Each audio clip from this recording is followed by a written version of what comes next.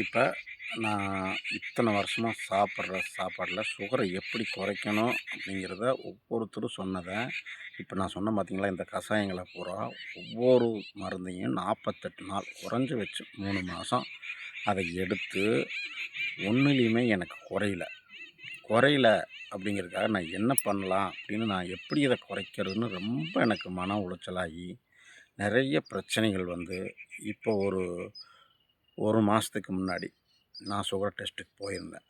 அப்போ வந்து அதுக்கு முன்னாடி ஒரு 6 மாதத்துக்கு முன்னாடி சுகர் டெஸ்ட்டுக்கு போயிருந்தேன். சுகர் எப்போ பார்த்தாலும் 300 குறையிறதே கிடையாது. அப்புறம் நான் இதை சுகரை பெருசாக எடுக்கவும் இல்லை. சரி, சும்மா நோயின்னு எல்லாம் சொல்கிறாங்க, டாக்டர் ஏமாத்துறதுக்காக சொல்கிறாங்க. ஆனால் டாக்டர் சொல்கிறது உண்மை. டாக்டர் சொல்கிறத யாரும் கடைப்பிடிக்கிறதும் கிடையாது. ஆனால் உண்மையில் டாக்டர் சொல்கிறது உண்மை தான். அவங்க சாப்பாட்டெலாம் பண்ணலாம் அப்படிங்கிறாங்க. அது எப்படி பண்ணலாங்கிறது எல்லா டாக்டரும் சொல்கிறாங்க. ஆனால் யாருமே அதை கரெக்டாக ப்ரூஃபாக பண்ணல. நான் எதுக்கு பண்ணுறேன்னா, நான் எப்படி குறைச்சேன், இப்போ 3 மாதத்துக்கு முன்னாடி என்னோடய சுகர் அளவு எப்படி இருந்தது, நான் ஹாஸ்பிட்டல் போயிருந்தப்போ அவங்க சொன்னாங்க, உங்களுக்கு வந்து இப்போ ஹெச்பி லெவல் 12 இருக்குது.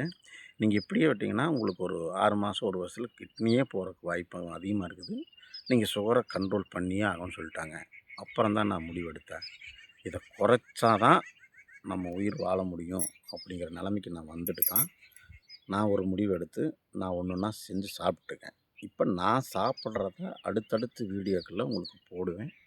நீங்கள் போடுறத பார்த்து நீங்கள் தெரிஞ்சுக்கிட்டு உங்கள் வீட்டில் யாருக்காவது இருந்தாலும் நீங்கள் இதையே கடைப்பிடிச்சிங்கன்னா யாருக்கும் சுகரும் வராது, எல்லோரும் நல்லா இருக்கலாம்.